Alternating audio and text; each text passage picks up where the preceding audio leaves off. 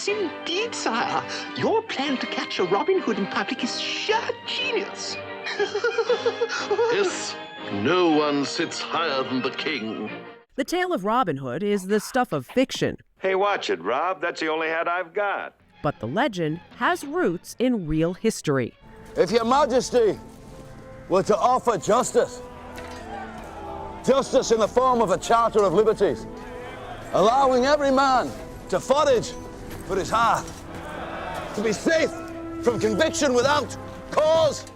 The story is often intertwined with the signing of the Magna Carta, a document limiting the power of the monarchy, signed by King John under threat of rebellion by English barons.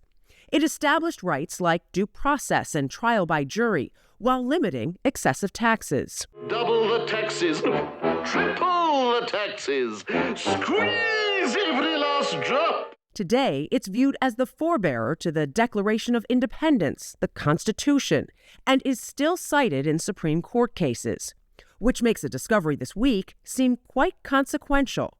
British researchers have determined that what was believed to be a copy of the 1300 Magna Carta in Harvard Law School's collection isn't a copy at all, but one of just 7 originals known to exist. Its text matches up exactly with the text in the other 6 originals. And so it was that which convinced me absolutely that Harvard Law School had indeed, unbeknownst to them, got an original of the 1300 Magna Carta. Harvard purchased the document about 80 years ago from a London book dealer for $27.50. They bought it for peanuts in 1946 from an auctioneer, Sweet and Maxwell, who equally seemed to have no idea what it was.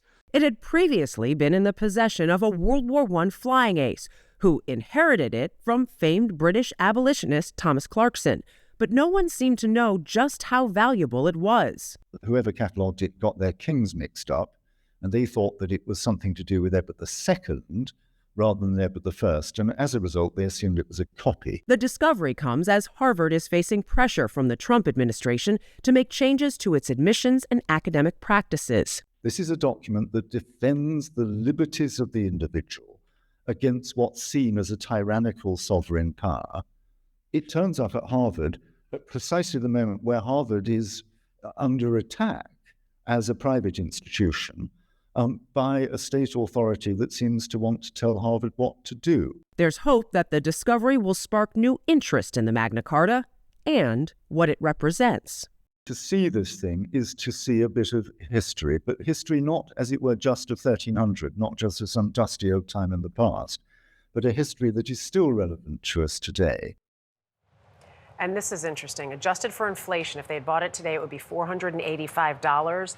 Sotheby's last sale of an original, $21 million, and it's believed that right now that would be a current price for it. If they sold just a drop in the bucket of those Doge cuts that the school is facing. Yes, so unbelievable, but still amazing. Yeah. I love that we discovered it. Yeah, and the timing couldn't be better.